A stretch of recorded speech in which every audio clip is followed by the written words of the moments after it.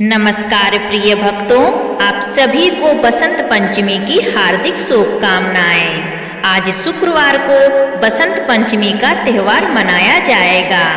इस दिन भक्त विशेष रूप से माता सरस्वती की पूजा अर्चना करते हैं। माता सरस्वती को ज्ञानवाणी, संगीत और विद्या की देवी माना जाता है।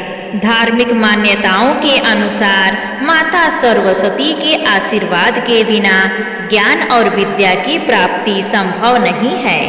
इसी कारण विद्यार्थी विशेष रूप से बसंत पंचमी के दिन माता सरस्वती को प्रसन्न करने और उनकी कृपा प्राप्त करने के लिए धूमधाम से पूजा पाठ करते हैं। तो चलिए आज आप सुनिए बसंत पंचमी की पौराणिक कथा। जब सृष्टि की रचना हुई तब पूरे ब्रह्मांड में हर ओर सन्नाटा छाया हुआ था। चारों ओर केवल शांति ही शांति थी। ऐसे में भगवान ब्रह्मा ने अपने कमंडल से जल निकाला और मंत्रों का उच्चारण करते हुए उस जल का छिड़काव किया। उसी जल से एक दिव्य शक्ति का प्राकट्य हुआ जो आगे चलकर माता सरस्वती के नाम से जानी गई। कथा के अनुसार जब माता सरस्वती ने पहली बार भगवान श्री कृष्ण को देखा तो उनके मन में उन्हें पति रूप में प्राप्त करने के लिए इच्छा उत्पन्न हुई। जब भगवान श्री कृष्ण को माता की इस इच्छा के बारे में ज्ञात हुआ तो उन्होंने आदर पूर्वक कहा कि वे राधा जी के प्रति समर्पित हैं, जो माता लक्ष्मी का स्वरूप हैं। इसलिए वे उनकी इच्छा पूरी नहीं कर सकते। इसके बाद भगवान श्री कृष्ण ने माता सरस्वती को प्रसन्न करने के लिए उन्हें वरदान दिया कि हर वर्ष उनके प्रकट होने की तिथि यानी माघ महीने के शुक्ल पक्ष की पंचमी तिथि को उनकी पूजा की जाएगी। भगवान श्री कृष्ण ने माता सरस्वती से यह भी कहा कि उनके आशीर्वाद से आज से लेकर प्रलय तक हर युग में सभी प्राणी उनकी पूजा करेंगे। मनुष्य, देवता, ऋषि मुनि, योगी, नाग, गंधर्व और राक्षस सभी श्रद्धा और भक्ति के साथ 16 प्रकार के पूजा विधानों से माता सरस्वती की आराधना करेंगे। इसके बाद भगवान श्री कृष्ण ने स्वयं सबसे पहले माता सरस्वती की पूजा की। तभी से माघ माह के शुक्ल पक्ष की पंचमी तिथि को माता सरस्वती की विशेष पूजा होने लगी। प्रिय भक्तों, तो यह थी बसंत पंचमी की पौराणिक कथा। अब सुनिए बसंत पंचमी की एक और कथा। सृष्टि के निर्माण के समय भगवान श्री विष्णु के निर्देश अनुसार श्री ब्रह्मा जी ने पृथ्वी लोक में मनुष्य योनि की रचना की। उसके बाद अपनी बनाई हुई सृष्टि को देखने के उद्देश्य से ब्रह्मा जी एक बार पृथ्वी लोक का चक्कर लगाने निकले। वहां उन्होंने मनुष्य और अन्य जीव जंतुओं को देखा तो वह सभी शांत दिखाई दिए। बोलने की शक्ति उनमें नहीं थी, इसलिए उनके जीवन में किसी तरह की कोई हलचल नहीं दिखाई दे रही थी। सब कुछ सुना था।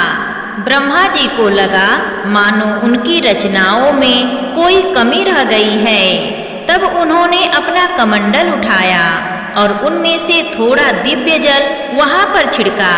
तभी वहां पर एक अलौकिक प्रकाश उत्पन्न हुआ और उस अद्भुत दिव्य अलौकिक प्रकाश के बीचों बीच एक चतुर्भुज देवी प्रकट हुई। उन देवी के एक हाथ में वीणा थी और दूसरे हाथ में वर देने की मुद्रा में थी। तीसरे हाथ में पुस्तक और चौथे हाथ में माला थी। देवी ने अपने जन्मदाता श्री ब्रह्मा जी को प्रणाम किया और वही ब्रह्मा जी की मानस पुत्री सरस्वती जी कहलाई। जब ब्रह्मा जी ने देवी सरस्वती से कहा, देवी, इस संपूर्ण धरती के जीव जंतु केवल इधर उधर चल फिर रहे हैं, उन्हें वाणी तो प्राप्त ही नहीं है, इसलिए वह किसी से किसी प्रकार का कोई संवाद नहीं कर सकते। फलस्वरूप उनका जीवन नीरस हो गया है। आपको अपनी वीणा के साथ शुरू से इस संसार को वाग शक्ति प्रदान करनी है। उन्हें स्वर देना है ताकि वह आपस में अपने विचारों का आदान प्रदान कर सकें, ताकि उन्हें एक दूसरे को समझने में आसानी हो सके। तब पुत्री होने के नाते ब्रह्मा जी की आज्ञा का पालन करना देवी सरस्वती जी का परम कर्तव्य था। फिर उन्होंने अपनी वीणा के तारों को हल्के से छेड़ा। उससे जो मधुर ध्वनि उत्पन्न हुई तो सभी मानव जाति और समस्त जीव जंतुओं को मनवांछित वरदान मिल गया। सभी जीव बोलने लगे। वीणा के स्वर ने उन्हें मुखर बना दिया था। यहाँ तक कि नदियाँ, झरने आदि कलकल आवाज करके बहने लगे। हवाएं भी सरसर करके बहने लगी। अब वातावरण में चारों तरफ मानो मधुर संगीत गूंज उठा। इतने दिनों से व्याप्त सूनेपन का आज अंत हो गया था। तब से लोग व्याख्यान और संगीत की देवी के रूप में देवी सरस्वती जी की पूजा अर्चना करने लगे। बसंत पंचमी को सरस्वती जी के जन्म उत्सव के रूप में मनाया जाने लगा। एक बार एक छोटे से गांव में एक अनाथ बालक जिसका नाम आरव था, वह उस गांव में रहता था। माता पिता के निधन के बाद उसे गांव के लोग दया से खाना तो दे देते, लेकिन प्यार और अपमान कोई नहीं देता। वह अक्सर गांव के बाहर मंदिर के पास बैठा रहता और जहां पर माँ सरस्वती जी की प्रतिमा ही उसकी एकमात्र सांत्वना थी। हर दिन मंदिर में आकर वह माँ सरस्वती से बात किया करता। कहता, हे माँ, क्या मेरे जीवन में भी कभी उजाला होगा? क्या कभी कोई मुझे भी प्यार करेगा?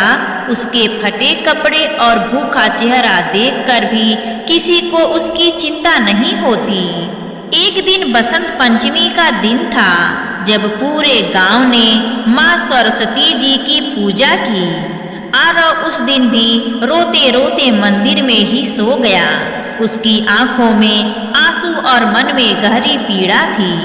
उसी रात माँ सरस्वती उसके सपने में आई। उन्होंने मुस्कुराते हुए कहा, पुत्र, मैंने तेरा दर्द सुना है। ज्ञान और संगीत का वरदान मैं तुझे देती हूँ, जिससे अब तू अपने जीवन को बदल सके। आरव ने सपने में ही माँ सरस्वती के चरणों को स्पर्श किया और कहा, माँ, मुझे बस केवल आपका आशीर्वाद चाहिए। अगली सुबह उठकर आरव के मन में बहुत सकारात्मक विचार थे। उसके जीवन में बदलाव आने लगे। उसे महसूस हुआ कि उसकी अंगुलियां किसी अदृश्य शक्ति से संगीत के स्वर छेड़ने लगी थी। मंदिर के पुजारी ने उसका यह हुनर देखकर उसे खूब प्रोत्साहित किया और एक टूटी हुई बांसुरी उसे दे दी। आरव ने उसी टूटी हुई बांसुरी पर अभ्यास करना शुरू कर दिया। कुछ दिनों में उसकी मधुर धुनों ने पूरे गांव का दिल जीत लिया। जो लोग पहले उसे दुत्कारते थे, अब वही उसे सम्मान देने लगे।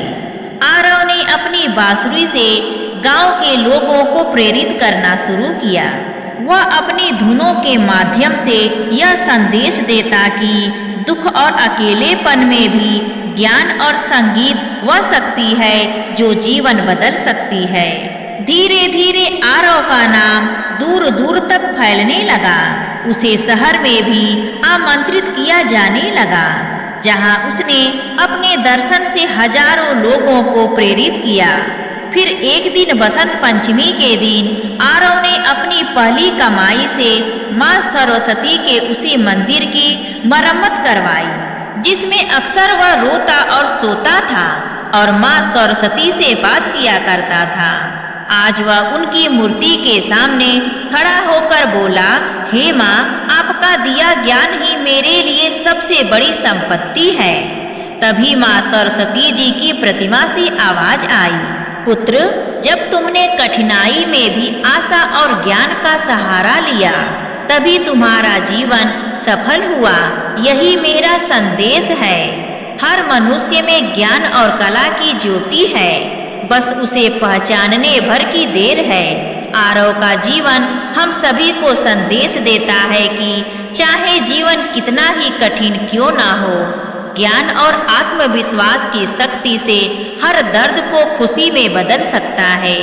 माँ सरस्वती की कृपा उनके उन भक्तों पर अवश्य होती है जो खुद पर विश्वास रखते हैं। प्रेम से बोलिए सरस्वती माता की जय, विष्णु भगवान की जय। प्रिय भक्तों, अगर आपको यह कथा अच्छी लगी हो तो प्लीज़ कमेंट करके हमें ज़रूर बताइए और हमारे चैनल आरवी नई कहानियाँ को सब्सक्राइब करना ना भूलिए। धन्यवाद।